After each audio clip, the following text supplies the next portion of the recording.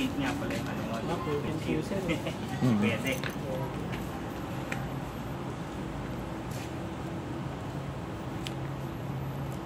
Kasi pagka magpapakarwash ka, paiwasan na lang po ng power sprayer.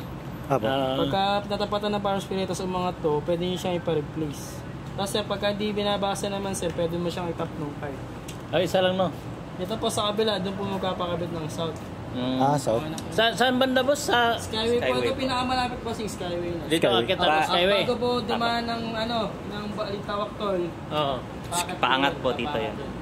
Meron ng ano doon. Alam po sir, dadaan mo na kayo ng cash lane nila. Pagkadaan nyo ng cash lane nila, tatanungin nyo po saan pinakamalapit na installation ng autosweep. I-assist po nila kayo. Sige po. Salamat po.